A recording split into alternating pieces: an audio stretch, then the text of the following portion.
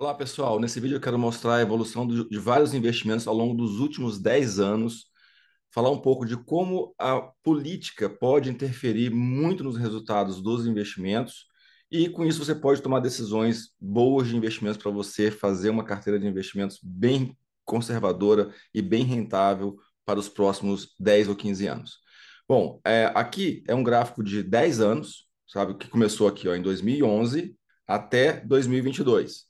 E cada linha dessa é um tipo de investimento que faz parte da nossa carteira de investimentos, tanto no Brasil quanto no exterior. E a gente vai ver esse comportamento de cada um desses ativos nos últimos 10 anos e falar um pouco de influências macroeconômicas e políticas dentro dos investimentos. Então, aqui, a gente está vendo várias linhas, tá? Então, cada linha dessa é o efeito do tempo passando sobre aquele investimento, e aqui na linha, aqui do lado, é a rentabilidade. Então, obviamente que se a gente olha o investimento que está mais embaixo, é o que teve menor rentabilidade, o que teve mais em cima, o que teve mais rentabilidade nos últimos 10 anos. E olha só a curiosidade: nos últimos 10 anos, de uma carteira de investimentos bem saudável, essa linha vermelha aqui é justamente o Ibovespa. Quando você escuta falar de investimentos, você tem que investir, eu tenho que investir em ações, tenho que comprar uma carteira de ações, comprar índice de ações, fundo de ações, é o que os influencers, né? Então, muita gente que posta na internet sobre investimentos fala logo de ações, e dentro da minha mentoria, inclusive, é uma das últimas coisas que a gente faz, inclusive nesse momento, eu acho que está um mercado muito conturbado. E esse gráfico de 10 anos mostra claramente isso. Nos últimos 10 anos, a Bolsa de Valores foi a que teve menor rentabilidade frente a outros investimentos. E pior do que isso, essa segunda linha aqui, ó, é a linha, essa linha aqui acima do Ibovespa, é a linha da inflação. Ou seja, o Ibovespa nos últimos 10 anos não se atualizou nem pela inflação. Então, se você tivesse comprado o índice Ibovespa nos últimos 10 anos, você teria ficado com a rentabilidade abaixo da inflação, ou seja, você realmente não ganhou patrimônio, não ganhou capital e ainda não atualizou o seu dinheiro pela inflação. Essa linha verde aqui de cima é o Tesouro Selic. Então, veja, o pessoal fala de tesouro direto, que não rende nada, que não vale a pena e tal. É o investimento mais seguro que tem hoje no Brasil. E se você tivesse investido no Tesouro Selic há 10 anos atrás, hoje você teria uma rentabilidade maior do que a Bolsa de Valores e maior do que a inflação, teria compensado fazer o investimento. Então, o Tesouro Selic tem que fazer parte da sua carteira de investimentos.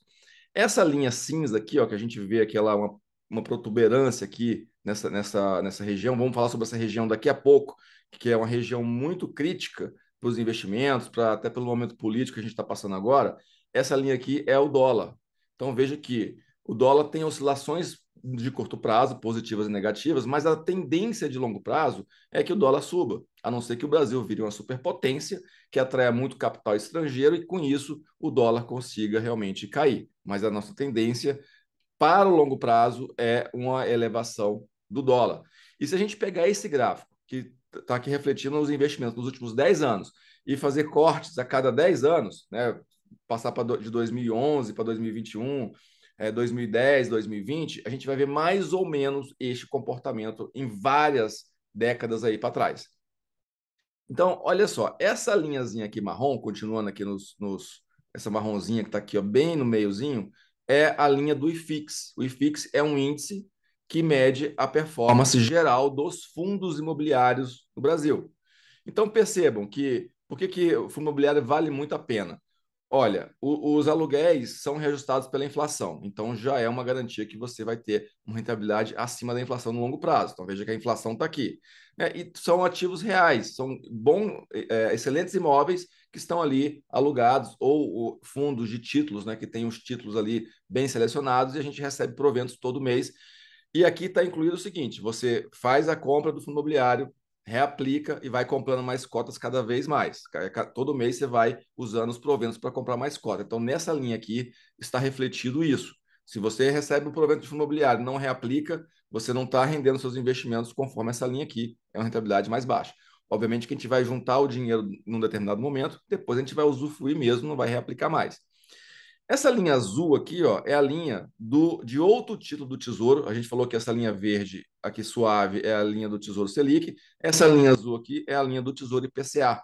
Então veja que o Tesouro IPCA é um título que vale muito a pena para você segurar para o longo prazo.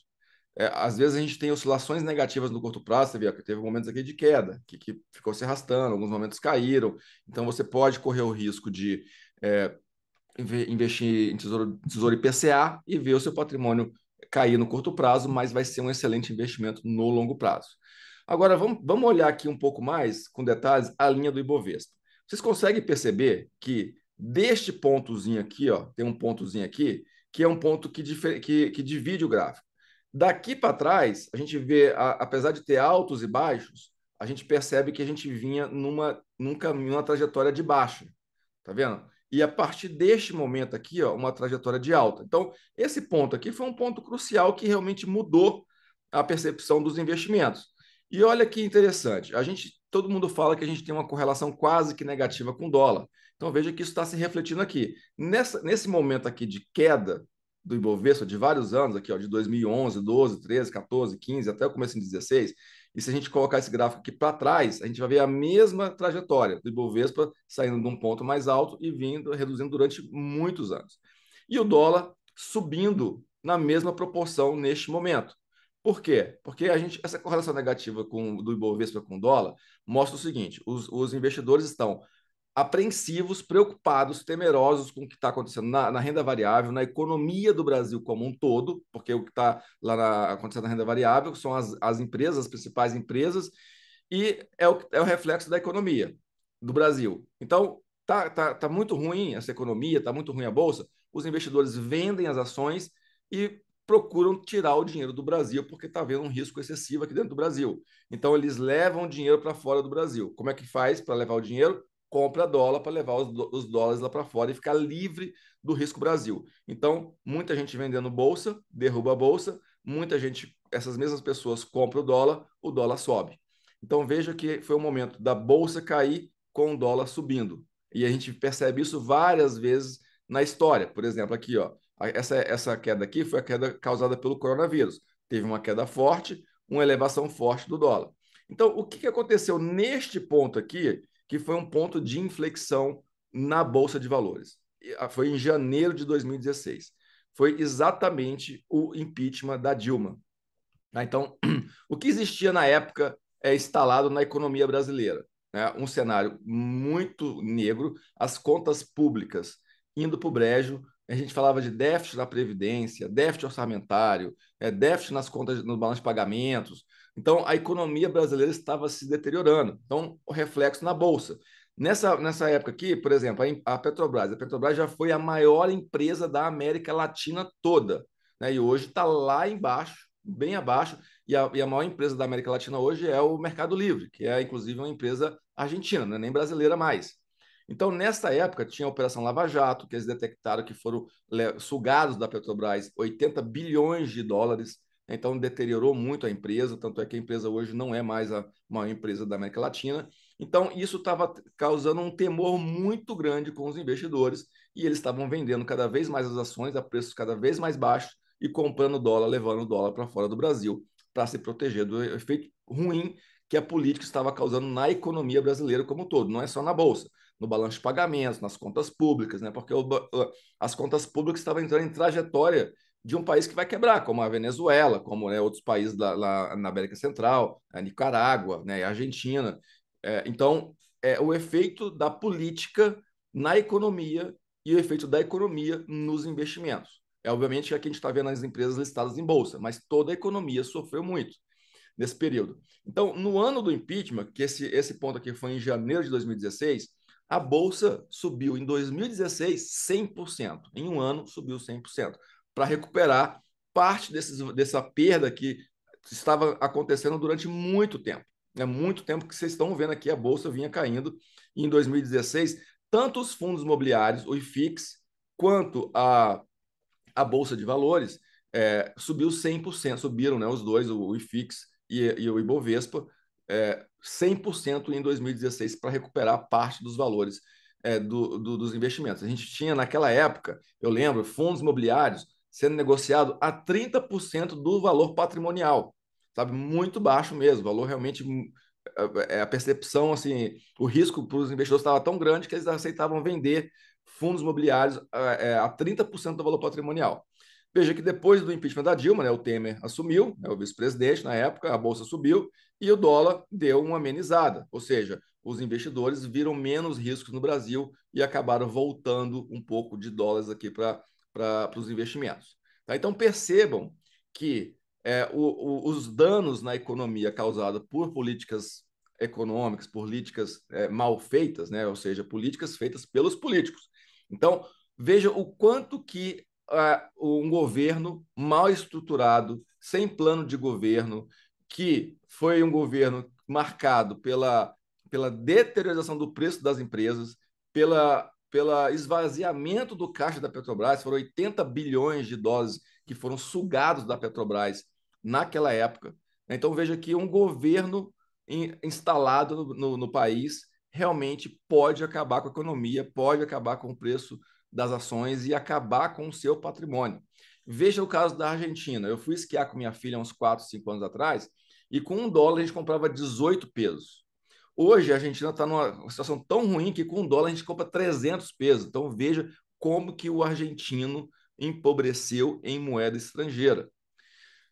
A situação do argentino está muito complicada, está seguindo os passos da Venezuela, que o pessoal da Venezuela está morrendo de fome nas ruas. Inclusive, estava até conversando com minha irmã esse final de semana, que ela gosta de cachorro e tal, e que na Venezuela estão comendo cachorros da rua para matar fome, sabe? Eu não estou dizendo que isso vai acontecer no Brasil, mas é o efeito de políticas governamentais que deterioram o preço dos ativos, deteriora os valores, né, de tudo que tem no Brasil e com isso nosso patrimônio vai por água abaixo. Então é um momento de eleitoral pensar muito bem, sabe, no que qual que é o plano de governo para a economia do próximo presidente, porque isso vai impactar o nosso bolso. A gente não pode fazer uma escolha assim, eu não voto no presidente A ou B porque ele não gosta do jeito que ele fala.